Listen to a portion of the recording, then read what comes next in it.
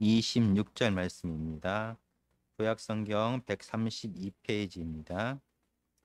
출애굽기 32장 26절 말씀 보십니다. 여러분들은 아마 이 말을 많이 들었을 거라고 생각합니다. 아메리카 퍼스트. 미국이 가장 우선한다라는 그런 뜻입니다. 이 말은 미국의 트럼프 전 대통령이 계속 주장했던 말입니다. 물론 모든 나라가 자국의 이익이 최우선인 것은 당연합니다. 그런데 이 아메리카 퍼스트라는 말은 더 깊은 뜻을 가지고 있습니다. 미국에게 이익이 된다라고 하면은 아무리 다른 나라에게 피해가 갈지라도 그 일을 반드시 하겠다는 말입니다. 그리고 아무리 이 일이 옳다 하더라도 미국에게 이익이 되지 않는다라고 하면은 그 일을 반드시 하지 않겠다라는 그런 뜻입니다. 작년 미국의 대선에서 이런 트럼프의 아메리카 퍼스트를 반대한 바이든이 미국 우선주의와는 다르게 다자주의, 협력주의를 주장했습니다. 그리고 그 바이든이 대통령이 되었습니다. 그런데 지금 전 세계의 백신을 독점하는 나라가 바로 그 미국입니다. 지금 미국 내에서 전 세계 백신의 4분의 1 이상이 생산되고 있습니다. 근데 미국에서 생산되는 이 백신은 미국 밖으로 지금 하나도 나오고 있지 않습니다. 미국은 이미 자국민이 다 맞아도 남을 정도로 충분한 백신을 확보했습니다. 그럼에도 불구하고 바이든 행정부는 이 백신을 독점하고 있습니다. 제3차 샷까지 준비하고 있습니다. 어제 신문에 보면은 유럽 연합 EU는 18억 회분의 백신을 화이자와 계약하겠다라고 얘기합니다. 유럽 연합의 인구는 4억 5천만입니다. 4번 맞을 정도의 백신을 확보하고 있습니다. 그리고 계약하려고 합니다. 이 유럽연합이 그 전에 아메리카 퍼스트를 주장했던 트럼프를 그렇게 비난하면서 다자주의, 협력주의를 주장했습니다. 함께 잘 살아야 된다라는 얘기를 계속했던 그들입니다. 함께 잘 살아야 된다라고 얘기를 했던 바이든입니다. 그들이 지금 세계 백신을 독점하고 있는 것입니다. 민심은 천심이다라는 얘기를 합니다. 백성들의 마음이 하늘의 뜻이다라는 그런 말입니다. 정치인들은 이 백성들의 뜻대로 해야 지지를 받게 됩니다. 이 백신을 독점하는 바이든의 지금 지지율은 미국에서 60%가 넘고 있습니다. 오늘 하나님의 말씀은 다시 출애굽기 32장입니다. 정말 민심은 천심, 백성의 마음은 하나님의 뜻입니까? 모든 백성이 다 그렇게 원하면 그 뜻을 따라야 되는 것입니까? 만약에 많은 백성들의 생각과 하나님의 뜻이 다르면 우리는 어떻게 해야 되는 것입니까? 오늘 하나님의 말씀을 읽어보겠습니다. 본문은 32장 26절입니다. 제가 읽겠습니다. 이에 모두가 진문에 서서 이르되 누구든지 여호와 편에 있는 자는 내게로 나아오라 하매 레위 자손이 다 모여 그에게로 가는지라.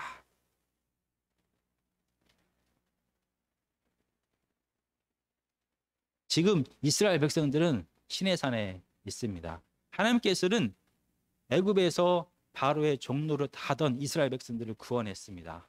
그리고 가나안을 향해서 나아가고 있습니다. 가나안 땅에 하나님의 뜻과 섭리로 다스리는 하나님의 나라를 바로 이스라엘 백성들과 함께 세울 계획입니다. 지금은 시내산에서 이스라엘 백성들과 하나님은 언약 관계를 맺었습니다.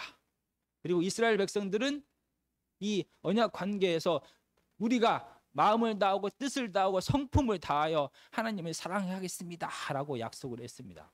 하나님은 내가 이스라엘 백성들에게 생명을 주겠다, 축복을 주겠다 라고 약속을 하셨습니다. 그리고 언약 예식까지 마쳤습니다. 그리고 모세는 지금 시내산으로 올라갔습니다. 왜냐하면 이스라엘 백성들이 하나님과 함께하기 위하여 하나님 새롭게 시작하는 하나님 나라의 질서와 지혜를 배우기 위하여, 구체적으로 그게 무엇인지를 알기 위하여, 하나님께서 지시하심을 받기 위하여 모세는 시내산에 하나님과 독대하고 있습니다. 산 밑에서 이스라엘 백성들은 모세를 기다리고 있습니다. 그들은 빨리 가나안 땅으로 가고 싶습니다. 시내산에서 가나안 땅까지는 15일이면 도착합니다. 하나님께서 풍족하게 채워주시고 보호하시지만 그들은 이 천막 생활이 너무나 불편합니다. 하늘만을 바라보는 삶이 너무나 지겹습니다. 그들은 가나안의 풍요와 안정을 원했습니다. 빨리 가나안 땅으로 가고 싶었습니다. 그런데 하나님을 만나러 간 모세는 함흥차사 아무런 소식이 없습니다. 이스라엘 백성들이 가나안을 향해서 출발할 기미가 전혀 보이지 않습니다. 이스라엘 백성들은 조급했습니다. 빨리 안정과 풍요를 얻고 싶었습니다. 그래서 하나님을 자기가 원하는 시간에 원하는 방법대로 사용하고 싶었습니다. 그래서 우상을 만들어서, 금송아지를 만들어서 이것이 하나님이다 라고 선포를 합니다.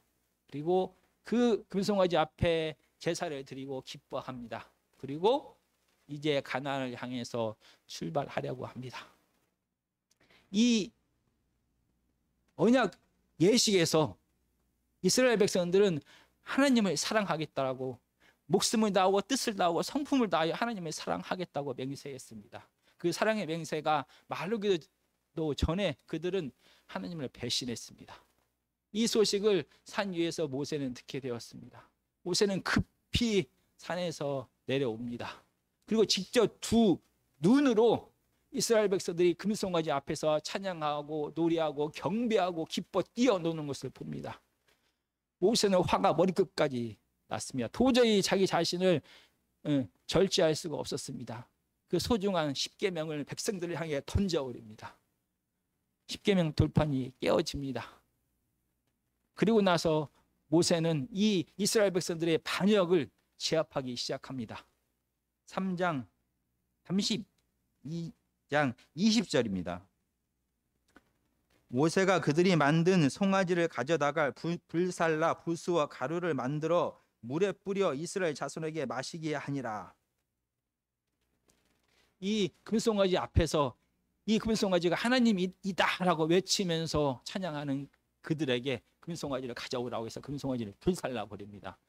당시의 배경 속에서 이 우상은 속에는 나무로 만듭니다. 그리고 겉을 금으로 입히는 것입니다.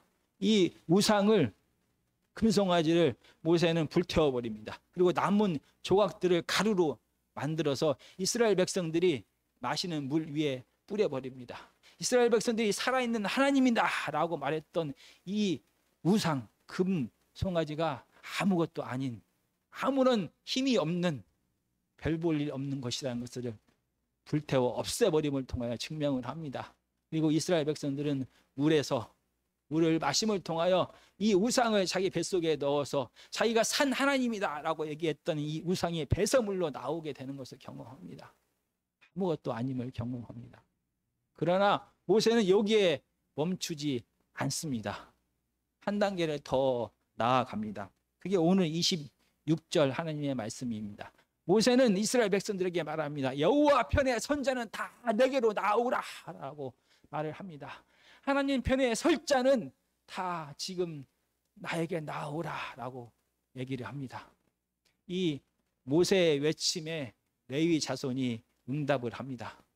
레위 자손은 바로 모세와 아론이 속한 지파입니다. 그들은 모세가 없을 때 아론과 협력하여 이 금송아지를 만들었습니다. 그러나 모세가 이 금송아지를 불살라버리고 이 살아있는 하나님이라고 말했던 금송아지가 아무것도 아닌 생명도 없고 힘도 없는 것이라는 것을 깨닫게 되었을 때 그들은 돌아섭니다. 하나님 앞에 회개를 하고 하나님 편에 서겠습니다 라고 고백을 합니다. 그리고 모세 앞에 다 같이 모였습니다. 얼마나 많은 레위 사람들이 모세 앞에 모였을까요? 아마 이 사건이 있은 다음에 민수기 3장에 보면 1년 정도가 조금 못 태워서 드디어 가나안으로 출발하면서 이스라엘의 각 지파에 대하여 인구조사를 합니다. 그때 레위 지파는 1살 이상 된 남자 아이가 22,000명이나 되었습니다. 그리고 30세에서 50세까지 성막에서 일을 할 수 있는 어른이 8,580명 정도가 되었습니다. 그렇다라고 하면은 아마 레위 지파 전체의 인구는 한 8만이 조금 넘지 않았을까라고 생각이 듭니다. 그래서 이 8만여 명의 레위 지파, 그 중에서 여전히 하나님 편에 서지 않은 사람들도 분명히 있었을 것입니다. 그러나 많은 이 레위 자손들은 모세 앞에 섭니다. 모세에게 모여듭니다. 우리는 이제 하나님 편에 서겠습니다 라고 고백을 합니다.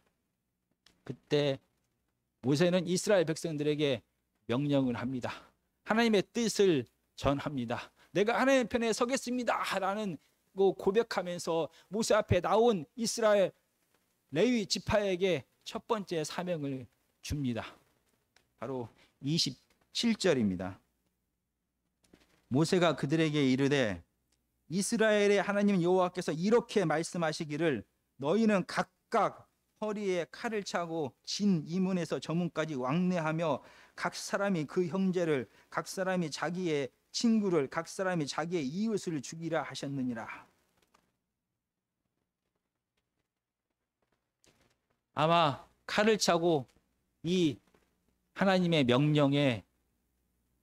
명령을 받은 사람은 30에서 50세의 레위 지파가 8,580명이었다라고 하면은 그것보다 좀 더 많아서 10,000명 이상의 젊은 싸울 수 있는 레위 자손이 이 명령을 받았습니다. 왜 하나님께서는 이 레위 자손에게 이런 명령을 내리게 되었을까요? 정말 금송아지를 섬긴 것, 하나님을 우상으로 여기고 섬긴 것이 그렇게 큰 죄면은 하나님께서 직접 심판하시면 됩니다. 왜 레위 자손으로 하여금 자기의 아들과 자기의 딸과 자기의 형제와 자기의 부모와 자기의 이웃을, 자기의 친구를 죽이다라는 명령을 하나님께서는 내리신 것입니까? 정말 이스라엘 백성들은 하나님은 사랑하고 있는 것입니까? 정말 사랑이 하나님이 맞는 것입니까? 도저히 이해할 수 없는 명령을 내렸습니다. 우리는 사람은 하나님의 그 깊은 뜻을 다 헤아릴 수는 없습니다. 우리는 기록된 하나님의 말씀을 통하여 추측할 수는 있다고 생각을 합니다. 왜 하나님께서 이런 명령을 내리셨을까? 25절입니다. 모세가 본즉 백성이 방자하니 이는 아론이 그들을 방자하게 하여 원수에게 조롱거리가 되게 하였음이라. 지금 모세는 이스라엘의 배신의 소식을 듣고 하나님 앞에 반란했다는 소식을 듣고 산에서 내려왔습니다. 그리고 이 반란을 진압하기 시작합니다. 금송아지를 태워서 가루로 만들어 없애버립니다. 너희들이 하나님처럼 여겼던 이 우상이 아무런 생명도 힘도 없는 쓸모없는 것이다 라는 것을 보여주었습니다. 그럼에도 불구하고 이스라엘 많은 백성들은 하나님께 돌아오지 않았습니다. 여기서 오늘 25절에서 사용된 방자하다라는 그 단어는 풀어놓다, 제어할 수 없다, 자기 마음대로 날뛴다 라는 그런 뜻입니다.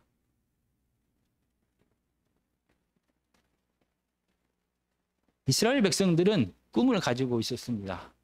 드디어 가나안에 가면은 애굽에서와는 다르게 풍요롭게 안정감을 가지고 살 수 있다라는 꿈을 가지고 있었습니다. 그 꿈을 품고 빨리 가나안으로 가기를 원했습니다. 그러나 하나님의 생각은 좀 달랐습니다. 그들과 함께 가나안 땅에서 어떻게 살아가야 될지 하나님의 지혜와 하나님의 가치와 하나님의 질서에 대하여 가르치기를 원했습니다. 백성들은 이런 하나님의 방침에 대하여, 하나님의 방법에 대하여, 하나님의 시간에 대하여 동의할 수 없었습니다. 급했습니다. 빨리 이 자리를 벗어나고 싶었습니다. 그래서 하나님을 자기 마음대로 사용하고 싶었습니다. 그래서 우상으로 만들어 버렸습니다. 그리고 이 우상을 보면서 그들은 꿈꾸기 시작합니다. 이제 여기 시내산을 벗어나서 가나안으로 갈 것이다. 가나안에만 가면은 이 가난과 고통과 이 불안을 다 없애버리고 안정 속에서 풍요롭게 살 수 있다라는 꿈을 꾸기 시작합니다. 그리고 모세는 아니지만 그동안 그들과 함께 했던 하나님의 사람 아론이 그들과 협력합니다. 그들은 그들의 계획과 꿈이 이제 곧 성취될 것 같습니다. 너무나 기뻤습니다. 그래서 이 우상 앞에서 뛰어놀고 찬양하며 즐거워했습니다. 이 꿈이, 이 계획이 곧 실현될 것 같았습니다. 그런데 갑자기 하나님의 사람 모세가 나타납니다. 그러더니 금송아지를 불살라 버립니다. 금송아지가 불살라 없어지면서 이스라엘 백성들의 꿈과 희망은 다 사라져 버렸습니다. 그들은 자기의 감정을 도저히 스스로가 통제할 수가 없게 되었습니다. 눈물로 울부짖기 시작합니다. 아무리 옆에서 장로들이, 레위 사람들이 얘기를 해도 그들은 이 탐욕으로 가득 찼던 이 마음을 포기할 수가 없었나 봅니다. 도저히 이스라엘 백성들을 통제할 수가 없는 상태가 되었습니다. 마치 비유를 하면 이렇게 비유할 수 있을 것 같습니다. 요즘에는 증권과 가상화폐가 열풍입니다. 내 전 재산을 다 투자하여 증권을 사고 가상화폐를 샀습니다. 그런데 내가 샀던 그 주식이 상장 폐지를 당했다라는 소식을 들었을 때의 마음, 내가 샀던 가상화폐가 급락해서 내가 가지고 있던 모든 것을 다 잃어버렸다, 내 꿈과 내 희망이 다 사라져 버렸다라고 하는 것을 느꼈을 그 심정이 아마 이스라엘 백성들의 심정일 거라고 생각을 합니다. 이런 상황, 도저히 스스로가 통제할 수 없는 상황에서는 극단적인 조치가 필요했을 것입니다. 마치 사이드카처럼 말입니다. 사이드카는 증시에서 사용하는 단어입니다. 전날에 비하여 4% 이상, 4% 이상 시세가 변동이 있고 이게 1분 이상이 지속이 되면은 주식시장을 통제할 수가 없습니다. 그래서 갑자기 사이드카가 발동이 됩니다. 5분 동안 모든 선물 거래를 다 멈춰 버립니다. 스스로가 조정하고 통제할 수 없을 때 이렇게 사이드카가 발동이 되어서 그 장을 진정시키는 것입니다. 지금 어쩌면 이스라엘 백성들의 상황은 이런 상황입니다. 스스로가 스스로의 마음과 행동을 절제할 수가 없는 상태가 되었습니다. 그래서 누군가가 그것을 절제시켜야만 되는 상황이 된 것입니다. 그렇다고 하면 하나님께서 이 상황을 직접 개입하시고 간섭하셔서 이 상황을 정리하고 그들을 진정시키면 될 것 같습니다. 근데 왜 하나님께서는 이스라엘의 한 지파로 하여금 그들의 형제, 자매, 부모와 친구와 이웃을 죽이라라는 명령을 내리는 것입니까? 왜 하나님께서 직접 하지 않으시고 이스라엘의 한 지파로 하여금 이 스스로가 감당할 수 없는 이 짐을 지게 하는 것입니까? 아마 레위 지파는 평생 동안 이 사건을 잊지 못할 것입니다. 왜 하나님께서는 그렇게 하셨을까? 성경은 기록하고 있지 않습니다. 우리는 하나님의 그 기쁘신 뜻과 그 마음을 다 헤아릴 수는 없습니다. 그러나 추측하려고 합니다. 32장 10절입니다. 그런즉 내가 하는 대로 두라. 내가 그들에게 진노하여 그들을 진멸하고 너를 큰 나라가 되게 하리라. 이 이스라엘 백성들이 하나님을 배신했다는 것을 하나님은 아셨습니다. 그리고 이렇게 말씀하십니다. 내가 그들을 다 진멸해 버리겠다. 이 언약 관계를 다 깨뜨려 버리겠다라고 얘기를 합니다. 그리고 모세 너로 하여금 다시 시작하겠다라고 얘기합니다. 이 하나님의 분노 앞에서 모세는 어떻게 합니까? 그는 하나님 앞에 간청을 합니다. 하나님 그러지 마십시오 라고 여러 가지 이유를 들어서 하나님 앞에 이스라엘 백성들을 용서해 달라고 얘기를 합니다. 그런 모세입니다. 그런 모세의 간청을 듣고 간구를 듣고 32장 14절에 하나님께서 마음을 바꾸십니다.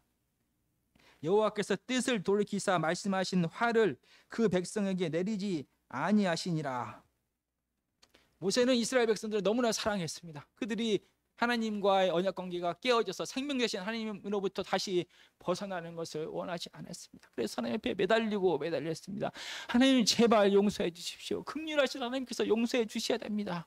이렇게 주장했던 모세입니다. 그런 모세가 산에서 내려오면서 직접 눈으로 이스라엘 백성들이 금송 가지고 함께 뛰어놀고 즐거워하는 것을 봅니다. 이 온유한 사람 모세는 어떻게 했습니까? 19절입니다. 진에 가까이 이르러 그 송아지와 그 춤추는 것들을 보고 크게 노하여 손에서 그 판들을 산 아래로 던져 깨뜨리니라. 이 온유한 사람, 그렇게 하나님 앞에서 제발 이스라엘 백성들 살려달라고 했던 이 온유한 모세가 직접 눈으로 이 금송아지와 함께 뛰어도는 것을 보았습니다. 그는 크게 분노하여 이 소중한 십계명, 하나님께서 만드시고 써주신 이 십계명을 백성에게 던져버립니다. 귀로 듣던 것과 눈으로 봤을 때 너무나 다릅니다. 하나님께서는 이스라엘 백성을 용서하시겠다라고 얘기를 했습니다. 언약을 깨뜨리지 않고 진멸하지는 않겠다라고 얘기를 했습니다. 그런데 이 하나님도 이렇게 얘기를 합니다. 33장 3절입니다. 뒤에 있습니다. 너희는 적과 꿀이 흐르는 땅에 이르게 하려니와 나는 너희와 함께 올라가지 아니하리니 너희는 목이 곧은 백성인즉 내가 길에서 너희를 진멸할까 염려함이니라 하시니.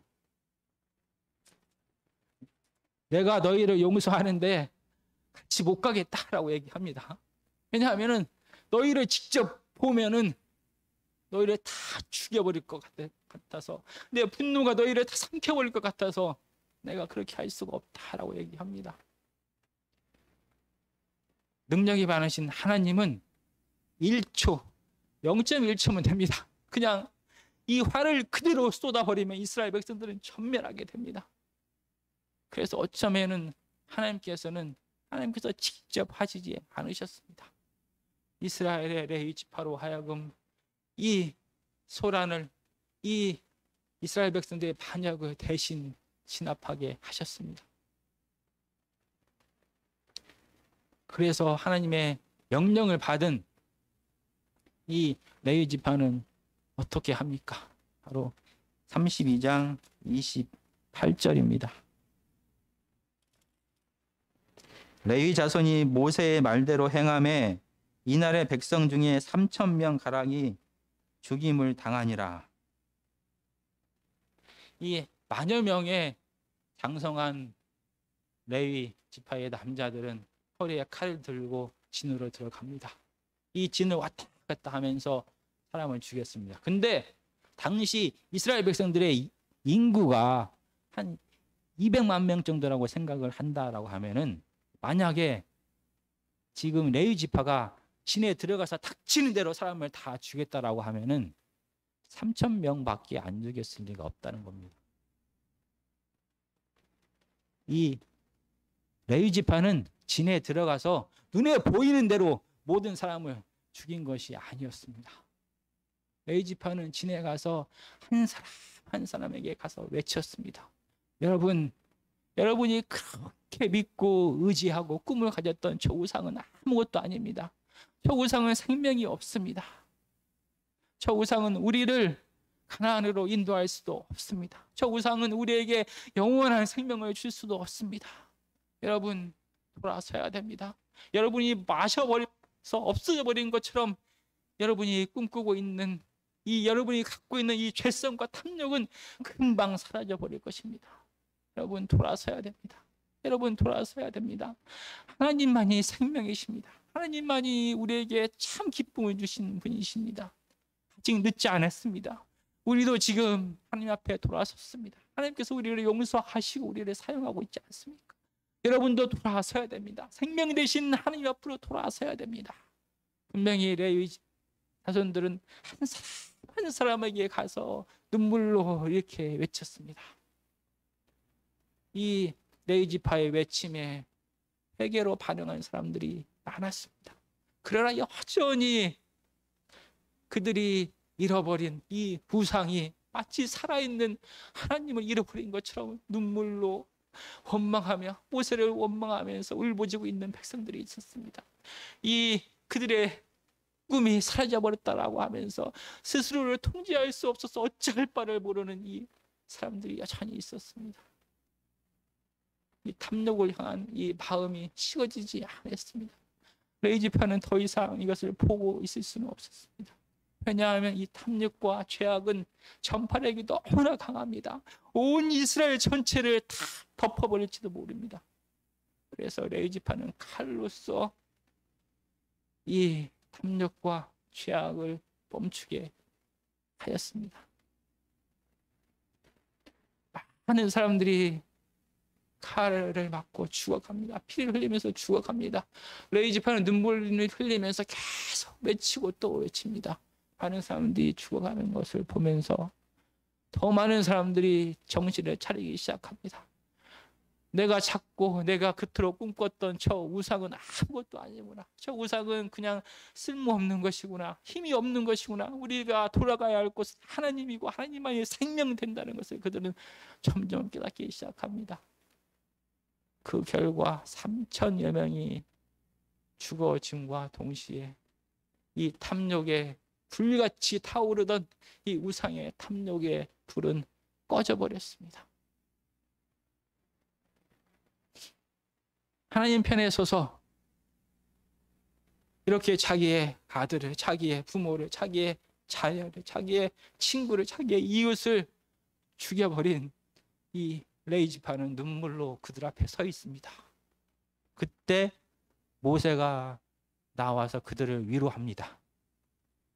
바로 32장 29절입니다. 모세가 이르되 각 사람이 자기의 아들과 자기의 형제를 쳤으니 오늘 여호와께 헌신하게 되었느니라. 그가 오늘 너희에게 복을 내리시리라. 자기의 형제와 친구와 이웃을 죽인 이 레위지파 앞에 모세는 말합니다. 너희는 오늘 하나님 앞에 헌신했다. 하나님께서 너에게 복을 주실 거다라고 얘기합니다. 정말 말도 안 되는 소리입니다. 자기 형제와 자기의 친구를 죽여버린 이 레위지파 앞에 모세는 이렇게 위로를 합니다. 여기서 헌신하다라는 이 단어는 가득 채우다 라는 뜻입니다. 손을 가득하게 하다라는 그런 뜻입니다. 이 헌신하다는 말이 또 다른 의미로 쓰입니다. 우리가 출애굽기 28장 41절을 보시겠습니다. 출애굽기 28장 41절을 보시겠습니다. 제가 읽겠습니다. 너는 그것들로 내 형 아론과 그의 함께한 그의 아들들에게 입히고 그들에게 기름을 부어 위임하고, 바로 기름을 부어서 아론의 자녀를 제사장으로 위임했다라고 할 때 이 위임하다라는 이 동사가 헌신하다라는 그런 동사입니다. 어떻게 손을 가득 채우다, 손을 채우다, 가득하게 하다라는 말이 제사장의 직분을 받다, 맞다라는 그런 뜻으로 사용되었는지는 바로 제사장의 역할 때문입니다. 바로 옆에 29장 24절에서 제사장이 하는 역할을 기록하고 있습니다. 29장 24절입니다. 그 전부를 아론의 손과 그의 아들들의 손에 주고 그것을 흔들어 여호와 앞에 요제를 삼을지며. 제사를 드릴 때 이 희생 제물을 여호와 제사장의 손에 가득 주었다라고 얘기를 합니다. 그래서 제사장은 희생 제물을 손에 가득하게 가지고 이 제물을 하나님 앞에 바치는 역할을 하는 자입니다. 그래서 손을 가득하게 하다, 손을 가득 채우다라는 이 단어가 제사장직을 임명받다라는 단어로 사용되는 것입니다. 제사장들은 희생 제물을 손에 가득 쥐는 자입니다. 오늘 본문에서 레위 지파는 손에 희생 제물을 가득 쥐었다라고 얘기를 합니다. 그 희생 제물을 하나님 앞에 바쳤다라고 얘기합니다. 그들은 자기의 형제와 자매와 이웃을 죽인 것이 아니었습니다. 오늘 본문의 히브리어 원문은 채우다, 손을 가득 채우다, 손에다 무엇을 채우냐라는 것에 대하여 이렇게 얘기합니다. 너희 자신을 가득 채워서 여호와 앞에 드리라라는 것이었습니다. 그들은 자기 안에 있는 정과 욕심과 스스로가 왕되고 싶어하는 그 탐욕과 모든 것을 하나님 앞에 바쳤습니다. 그의 형제와 자매를 죽이면서 그들의 마음속에 있는 정과 욕심과 탐욕과 죄성을 다 죽여버린 것입니다. 그래서 그 자기 자신 세상을 쫓아가고 세상의 힘과 쾌락을 추구하면서 살아가는 이 자기의 죄성을 그날 그들은 다 하나님 앞에 바쳤습니다. 헛된 죄성을 하나님 앞에 다 바쳤습니다. 그러자 하나님께서 그들에게 복을 주시겠다라고 약속합니다. 구약 성경에서 복은 무엇입니까? 복은 하나님의 생명입니다. 헛된 생명, 헛된 욕망, 헛된 꿈, 헛된 죄성을 다 하나님 앞에 바쳤습니다. 내 생각과 내 방법을 다 하나님 앞에 내려놨습니다. 내 생각과 내 방법과 내 정을 가지고는 도저히 이 죄악을 끊어버릴 수가 없었습니다. 그는 하나님의 뜻이 무엇인지도 잘 몰랐을지도 모릅니다. 그러나 내 생각과 내 방법과 내 지혜와 내 욕심과 내 정과 내 죄성을 다 내려놓고 오직 생명 되신 하나님 앞에 순종했습니다. 그 결과 이스라엘의 죄악의 불길은 끊어지게 되었고 하나님 앞에 온전히 순종했던 그들에게 하나님은 진짜 생명을 주시겠다라고 약속을 하신 것입니다. 오늘 하나님의 말씀을 정리하고자 합니다. 정말 이스라엘 백성들은 하나님을 이용하고 싶었습니다. 자기들의 안정과 풍요를 위하여 하나님을 자기 마음대로 사용하고 싶었습니다. 그래서 우상을 만들었습니다. 이렇게 하나님을 배신했습니다. 그러나 모세는 이 이스라엘의 반역을, 이스라엘의 배신을 진압하기 시작합니다. 늦게라도 회개한 레위 자손으로 하여금 이 이스라엘의 반역을 진압하게 합니다. 레위 자손은 칼을 들고 이스라엘 속에 있는 모든 욕심과 탐욕과 죄성과 헛된 꿈들을 다 죽여버립니다. 그리고 하나님 앞에 헌신합니다. 그때 하나님께서는 이런 레위 자손을 통하여 이스라엘에 타오르고 있던 이 탐욕의 불길을, 이스라엘에 타오르고 있는 이 죄성의 불길을 다 발라버리게 합니다. 그리고 그들에게 하나님의 진짜 생명을 주시겠다라고 약속을 합니다. 그러나 이스라엘의 범죄는 여기서 멈추지 않습니다. 우리는 역사를 통하여 잘 알고 있습니다. 이스라엘 백성들은 이 가나안의 생활을 마무리할 즈음에 40여 년, 38년 정도가 지난 다음에는 하나님을 우상으로 섬긴 것이 아니라 진짜 우상 바알을 섬기는 죄를 범합니다. 그리고 가나안 땅에 그럼에도 불구하고 하나님의 은혜로 하나님의 용서로 가나안 땅에 들어갑니다. 가나안 땅에 가서도 그들은 여전히 바알을 섬기고 여러 이방신들을 섬기며 그들의 풍요와 그들의 힘에 집착하기 시작합니다. 하나님과 우상을 겸하여 섬기기도 하고 하나님의 우상처럼 섬기기도 합니다. 아무리 선지자를 통하여 회개하라 회개하라 외쳐도 그들은 변하지 않습니다. 결국 하나님은 이스라엘을 떠나버립니다. 하나님과 이스라엘의 언약은 깨어져 버립니다. 가나안 땅에서 그들은 쫓겨나게 됩니다. 다윗 왕조는 무너집니다. 하나님의 성전은 파괴되어 버립니다. 그러나 그들의 우상 숭배는, 그들의 이 탐욕은, 이 죄성은 없어지지 않습니다.